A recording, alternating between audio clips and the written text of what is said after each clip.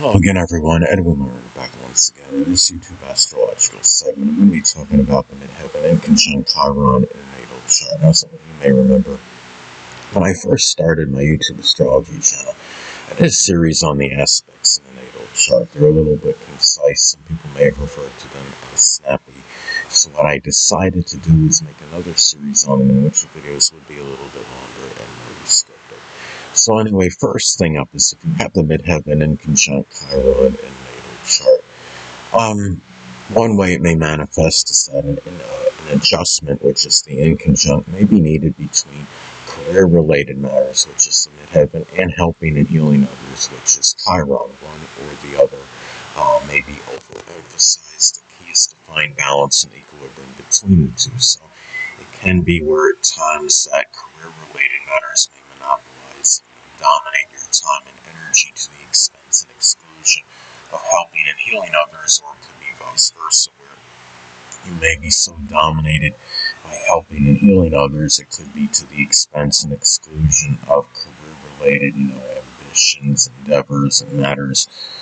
So, it's about, again, finding balance, harmony, and equilibrium with the energy, because you can have a lot of vacillation, distortion, and fluctuation when you're talking about inconjunct aspects in astrology. And the thing, about this is, now let's say if you have, the Midheaven, say in a Sagittarius as an example, career-related matters, may be done with a lot of exuberance, enthusiasm, expansive energy. It may involve publishing, advertising, printing press operation, college teaching, translation, foreign travel, higher education, sports, the outdoors, camping, as some examples. And also, too, another way the Midheaven Inconjunct Chiron may be expressed in the natal chart is that there may be an imbalance, which is the inconjunct between activities associated with the dominant parent, which is often the father, and that's the Midheaven, and helpers and healers, which is Chiron. You may be dominated by one or the other. So again, it's about finding the balance, the equilibrium of the energy, because again, you can have a lot of fluctuation, vacillation, distortion with inconjunct aspects in astrology. It could be where, in this case, the dominant parent may dominate, monopolize your time and energy to the expense and exclusion of those activities with helpers and healers, or it could be the other way around, where the activities with helpers and healers may dominate and monopolize your time and energy to the expense and exclusion of those that are connected with the dominant parent. So, it's about finding that balance between the two. Now, if, Chiron is in Aries as an example, helpers and healers, they may help with a lot of, assertive energy, and with little hesitation or procrastination. Those people may help you in matters with aggression or lack of assertiveness or forcefulness, being able to start things that may be issues with one's identity, or trying to find one's place in the world. As some examples, it could be matters with confrontation or some kind of battle, or battles that one may have had. Another thing too is that the career, which is the Midheaven, may either be very beneficial or no help whatsoever in terms of matters with your with emotional and physical related ones, which is Chiron. So it could be in some cases where the career, which is the Midheaven, may be very advantageous in those matters, whether it's people prominent in the career or what have you, in terms of dealing with emotional and physical related suffering. Or it could be where there's no, the matters with the career, may not be of any help whatsoever. So it doesn't mean it's necessarily be detrimental to matters with emotional, physical related suffering, but there can be times when it's just no help at all to it. So if you have, let's say, Chiron and Taurus as an example, there may be Emotional, suffering, that's connected with self-worth, or matters with persistence, patience, perseverance, and maybe monetary issues, matters connected with accumulating possessions, resources, self-reliance, as some examples. And, physical related wounds can be connected with the throat or the neck or the thyroid or esophagus as other examples with that, as far as something physical related. Now, also, too, the midheaven inconjunct Chiron in a natal chart may also manifest in either having tremendous ease or difficulty in terms of attaining success, which is the midheaven, doing something connected with healing, which is Chiron.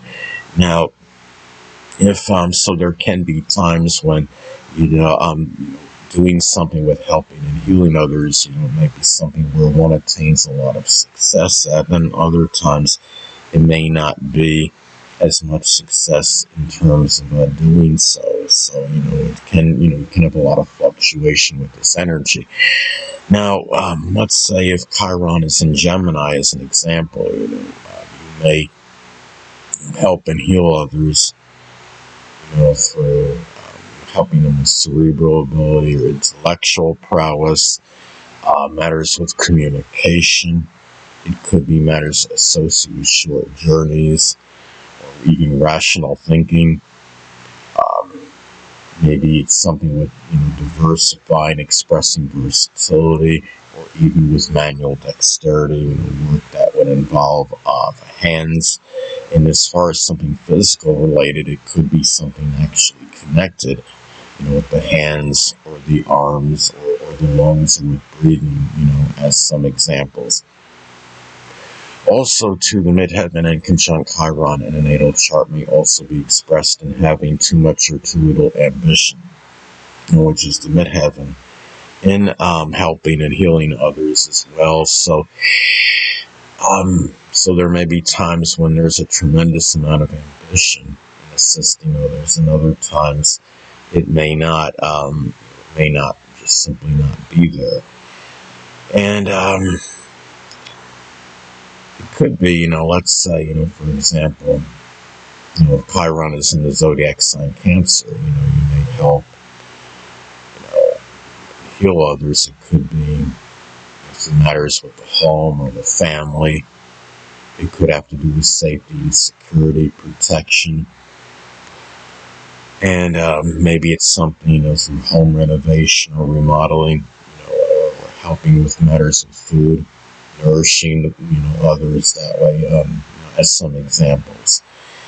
And also, too, there may be times when there's an exorbitant amount of concentration, which is the midheaven, dealing with the deepest wound, which is Chiron, and other times, none at all.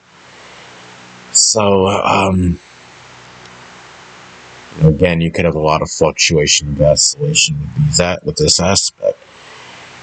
Now, let's say, for example, if Chiron is in Scorpio, the deepest wound may be something connected with support, whether it's moral, emotional, or monetary support. It could be something associated with shared resources. It may have to do with making a major change or transformation, or dealing with a crisis-related issue.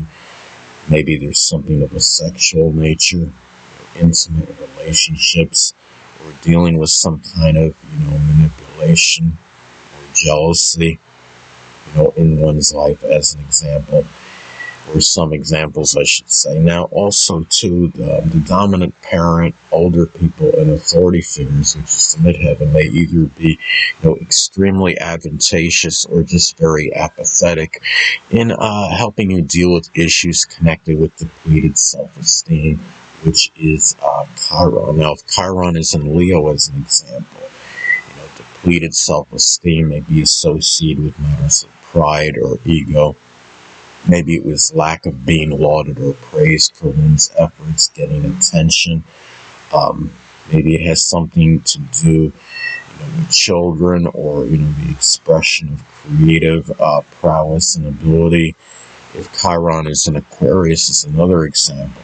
Depleted self-esteem may be tied in maybe with society or difficulties integrating with society. It could be with friends or groups, clubs, or organizations, maybe expressing ingenuity or some kind of uniqueness. There may have been issues with that have led to some kind of depleted self-esteem. Anyway, people, that'll conclude this YouTube astrological segment. Until next time, Edwin saying stay well.